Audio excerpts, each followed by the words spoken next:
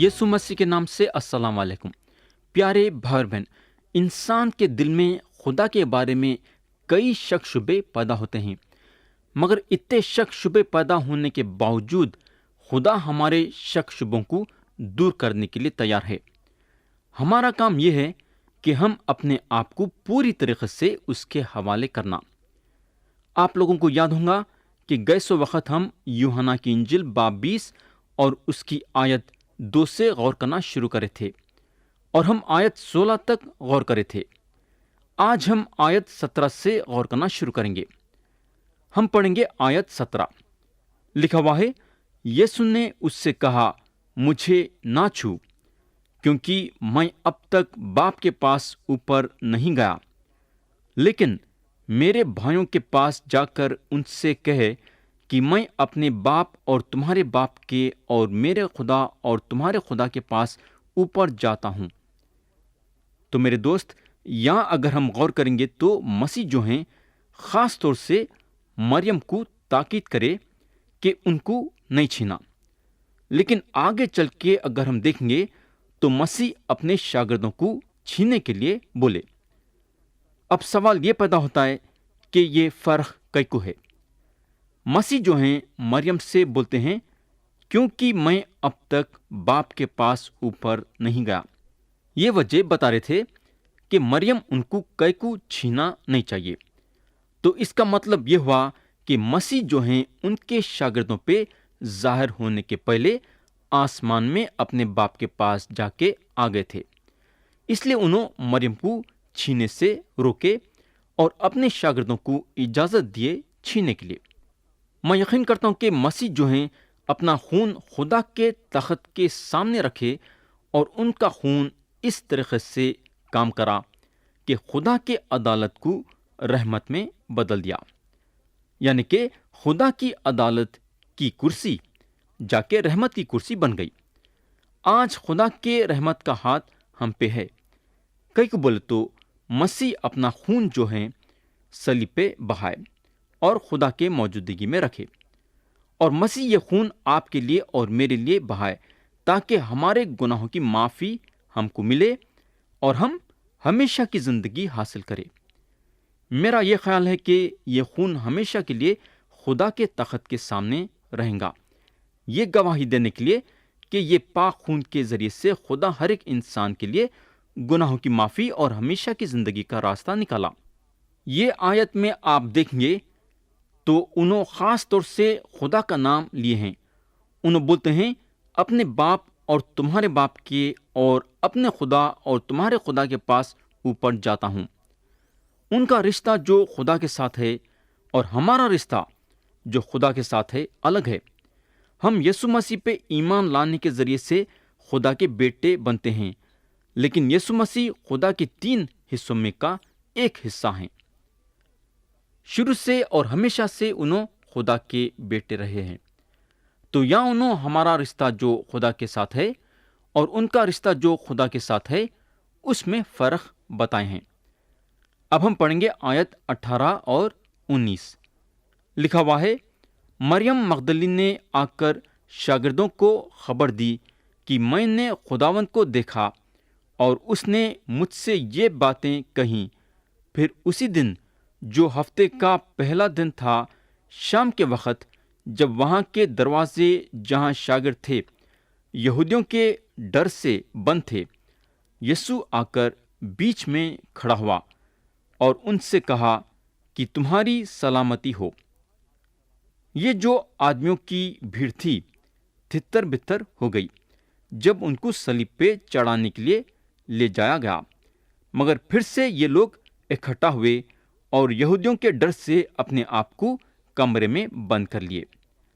یہ لوگوں کو اپنی جان کا ڈر تھا، مگر ہم کو معلوم ہونا چاہیے کہ یسوع مسیح امن کا شہزادہ ہیں، اور یہاں انہوں اپنے شاگردوں کے سامنے کھڑے ہو کے بولتے ہیں، تمہاری سلامتی ہو۔ مسیح کے یہ لفظ بہت ہی زبردست ہیں۔ یہ دنیا میں ہم کو امن اور چین کوئی نہیں دے سکتا سوائے یسوع مسیح کے۔ یسوع مسیح پہ ایمان لانے کے ذریعے سے ہمارے دل میں امن اور چین قائم ہوتا ہے۔ یا اگر ہم دیکھیں گے تو جب شاگرداں مسیح کو دیکھے تو ان لوگاں ان کو پہچان لیے، مگر یہ لوگ ڈرے اور سہمے ہوئے تھے۔ مسیح جو ہیں اپنے جلالی جسم میں ان لوگوں کے سامنے آ کے کھڑے ہو گئے، حالانکہ دروازے بند تھے، مگر ان کو کچھ فرق نہیں پڑا۔ جلالی جسم ایک ایسی چیز ہے کہ یہ دنیا کے دیواراں یا دروازے اندر آنے کے لیے یہ جلالی جسم کو نہیں روک سکتے۔ اس لیے میں یہ بات سے یقین کرتا ہوں کہ جب مسیح ہم لوگوں کو مردوں میں سے جلائیں گے تو ہم کو ہوا میں مسیح سے ملنے کے لیے کوئی مشکل کی بات نہیں رہیں گی۔ مسیح ہم کو بھی جلالی جسم دیں گے جہاں ہم کو نہ تو دیواریں روکیں گی نہ دروازے۔ آیت 20 میں لکھا ہوا ہے، اور یہ کہہ کر اس نے اپنے ہاتھ اور پھسلی انہیں دکھائی، پس شاگرد خداوند کو دیکھ کر خوش ہوئے۔ پیارے بھائی بہن، یہاں ایک بات یہ غور کرنے کی ہے کہ مسیح جلالی جسم میں تو ہیں، مگر ان کے ہاتھوں میں جو کیلے چھیدے گئے اور ان کے پھسلی کو جو پھاڑا گیا، اس کے نشانیاں ان پہ پڑے ہوئے تھے۔ مگر اب سوال یہ پیدا ہوتا ہے کہ ان کے جلالی جسم پہ یہ نشانیاں کئی کو تھے؟ ان کے دشمن جلالی جسم پہ تو کیلے نہیں چھیدے تھے، تو پھر یہ نشانیاں کیوں دکھائی دیے؟ میرے بھائی، اس کی وجہ یہ ہے کہ انہوں اپنے شاگردوں کے آنکھوں کے سامنے ثبوت رکھنا چاہتے تھے کہ انہوں زندہ ہو گئے ہیں۔ ہو سکتا ہے کہ اگر نشانیاں نہیں رہتے تو مسیح کا یقین کرنا شاید مشکل ہو جاتا تھا ہوگا۔ آیت 21 میں لکھا ہوا ہے، یسوع نے پھر ان سے کہا کہ تمہاری سلامتی ہو، جس طرح باپ نے مجھے بھیجا ہے اسی طرح میں بھی تمہیں بھیجتا ہوں۔ تو دوست، میں نہیں سمجھتا کہ ہمارے خداوند بار بار یہ چیز دہرا رہے ہیں۔ یہاں جو لفظ سلامتی کا انہوں نکالے ہیں، میں سمجھتا ہوں کہ یہ ایک الگ سلامتی ہے۔ آیت 19 میں چھڑائے جانے کے سلامتی کے بارے میں تھی، یعنی کہ خدا کے ساتھ امن اور چین۔ اور پیارے بھائی بہن، چھڑائے جانا ختم ہوا۔ یہ وہ سلامتی ہے جو متی کی انجیل باب 11 اور آیت 28 میں بتائی گئی ہے، جہاں مسیح بولتے ہیں، اے محنت اٹھانے والوں اور بوجھ سے دبے ہوئے لوگوں، سب میرے پاس آؤ، میں تمہیں آرام دوں گا۔ یہ جو ہے آرام کا چھڑائے جانا ہے، یعنی کہ چھڑائے جانے کی سلامتی۔ یہ ہوگا اب ایک اور سلامتی ہے، یہ وہ سلامتی ہے جو خدا کے ساتھ وقت گزارتے ہیں اور جو اس کے مرضی کے مطابق چلتے ہیں۔ یہ سلامتی کے بارے میں متی کی انجیل باب 11 اور آیت 29 بتاتی ہے، جہاں لکھا ہوا ہے، جہاں مسیح بولتے ہیں، میرا جوا اپنے اوپر اٹھا لو اور مجھ سے سیکھو، کیونکہ میں حلیم ہوں اور دل کا فروتن، تو تمہاری جانیں آرام پائیں گی۔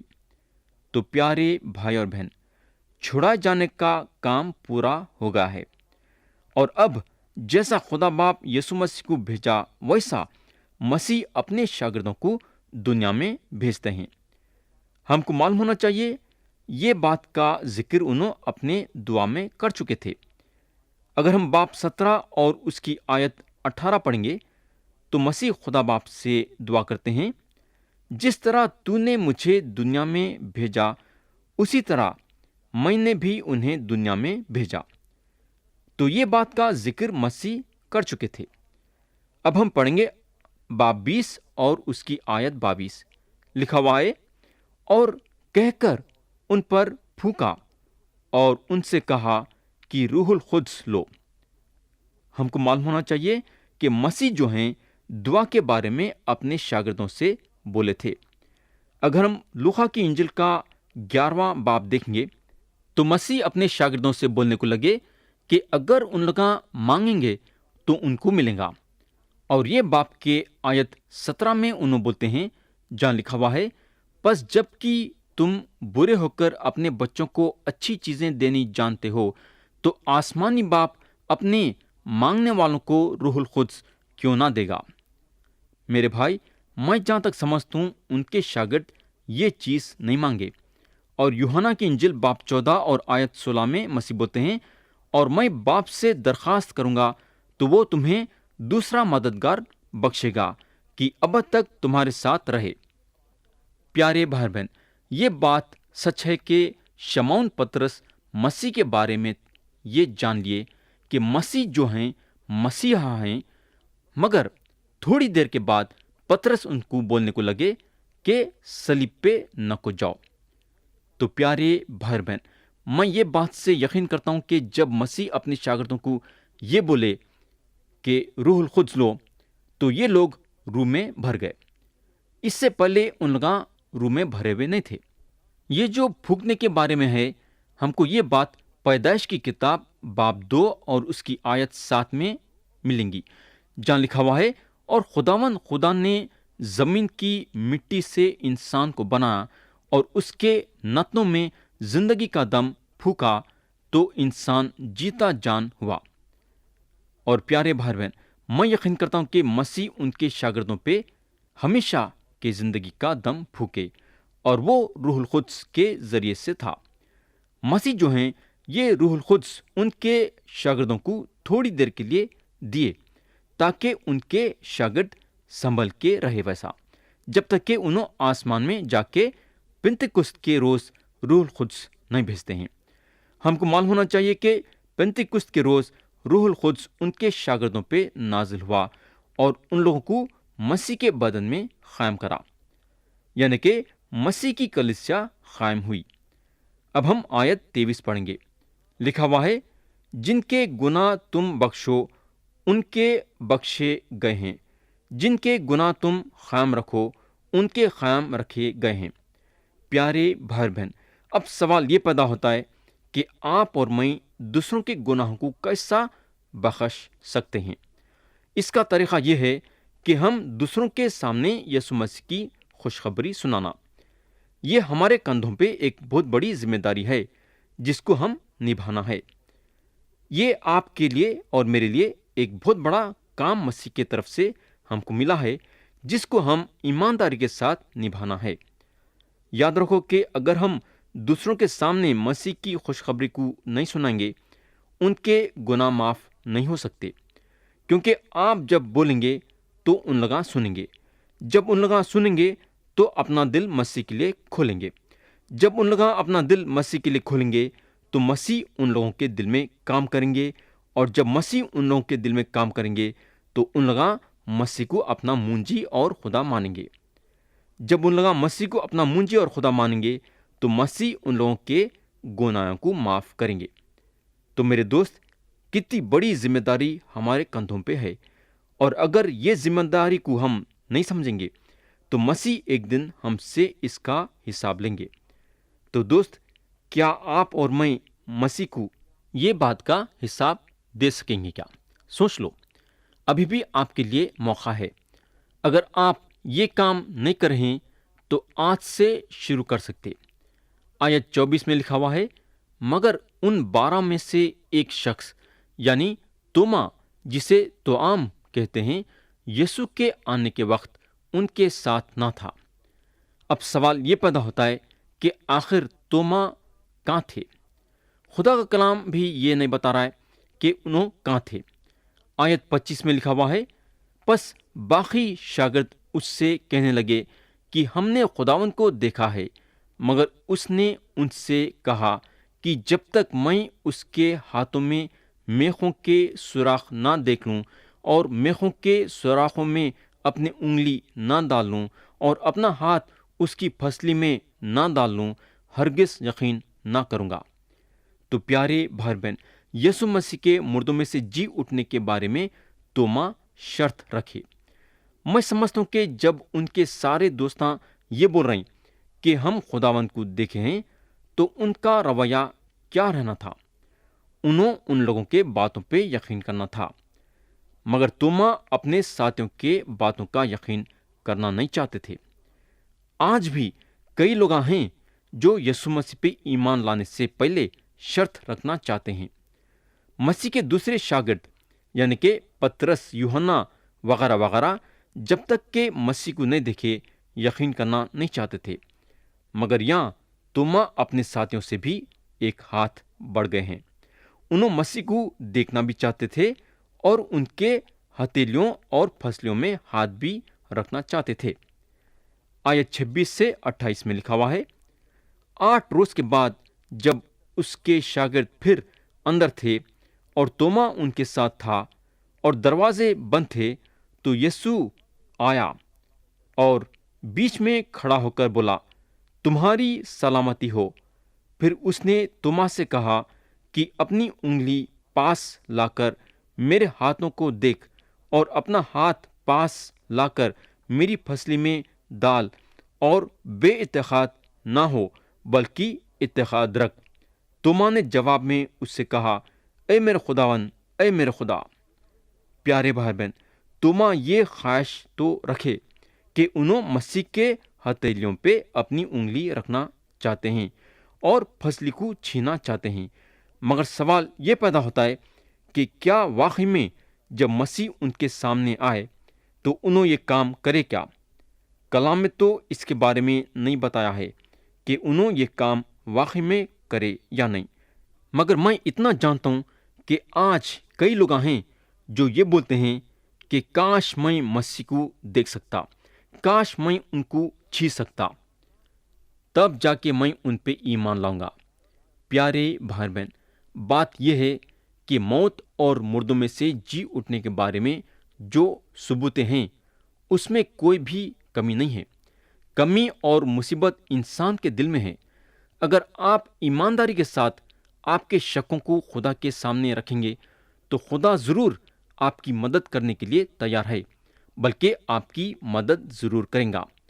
کئی لوگ ہیں جو یہ بولتے ہیں کہ ہم بائبل میں یقین نہیں کرتے، نہ کر سکتے۔ ان کا بولنے کا مطلب یہ ہے کہ ان کو سنبھالنے اور ان کی زندگی کو آگے لے کے بڑھنے کے لیے ان کی ہمت ان کا ساتھ دیں گی۔ بولنے کا مطلب یہ ہے کہ ان کی ہمت ان کی مصیبت بنی ہوئی ہے۔ پیارے بھائی بہن، میں یقین کرتا ہوں کہ توما کا دل مسیح میں تھا۔ کتنا بھی بولے تو 3 سال انہوں اپنی زندگی مسیح کے ساتھ گزارے۔ انہوں بس اپنے آنکھوں سے مسیح کو دیکھنا چاہتے تھے اور انہوں مسیح کو چھینا چاہتے تھے۔ ان کا جو ہے مسیح سے یہ بولنا، اے میرے خداوند، اے میرے خدا، اس سے بڑھ کے گواہی مسیح کے لیے اور نہیں ہو سکتی۔ انہوں ایسا بول کے مسیح کے لیے ایک بہت بڑی گواہی بنے۔ شک تو ان کے دل میں پیدا ہو گیا تھا، مگر مسیح کو خداوند ماننے سے پیچھے نہیں ہٹے۔ میرے بھائی، آپ سوچ سکتے کہ ایک شکی آدمی کے منہ سے یہ بات نکلی، اے میرے خداوند، اے میرے خدا۔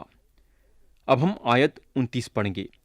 یسوع نے اس سے کہا، تو مجھے دیکھ کر ایمان لایا ہے، مبارک وہ ہیں جو بغیر دیکھے ایمان لائے۔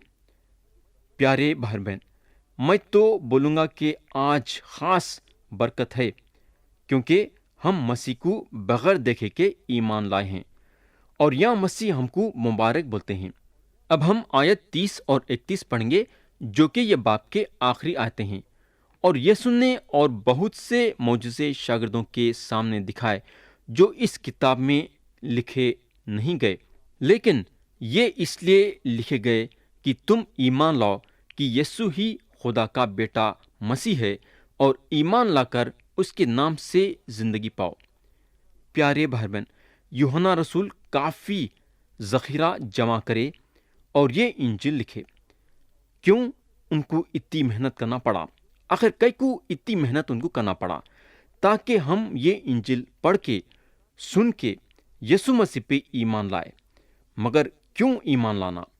تاکہ ہمیشہ کی زندگی حاصل کرنے کے لیے۔ میرے بھائی، مسیح کے خوشخبری سے آپ کو نجات ہے۔ آج اگر آپ غور کریں گے تو انسان گناہوں کی معافی حاصل کرنے کے لیے اور ہمیشہ کی زندگی پانے کے لیے کیا کیا نہیں کر رہا ہے۔ آج اگر ہم غور کریں گے تو ہم کو معلوم ہوگا کہ انسان اپنی ساری زندگی پہاڑوں کے چوٹیوں پہ بیٹھ کے اپنی زندگی گزار رہا ہے۔ کئی لوگ ہیں جو ننگے پیر پہاڑوں پہ چلے جا رہے ہیں۔ کئی لوگ ہیں جو اپنے آپ کو اذیت دینا چاہتے ہیں۔ کئی لوگ ہیں جو مذہبی باتوں پہ عمل کرنا چاہتے ہیں۔ بولنے کا مطلب یہ ہے کہ الگ الگ انسان الگ الگ طریقے سے زور لگا رہا ہے تاکہ اس کو خدا قبول کرے اور جنت بخشے۔ اتنا سب کرنے کے بعد بھی اگر آپ پوچھیں گے کہ کیا آپ کے گناہ معاف ہوں گے یا نہیں، جنت میں جائیں گے یا نہیں، تو اس کے پاس جواب نہیں رہے گا۔ اس کا مطلب یہ ہوا کہ اتنا سب کچھ کرنے کے باوجود اس کے دل میں امید نہیں ہے کہ انہیں جنت جائیں گا یا نہیں، یا اس کے گناہوں کی معافی ملیں گی یا نہیں۔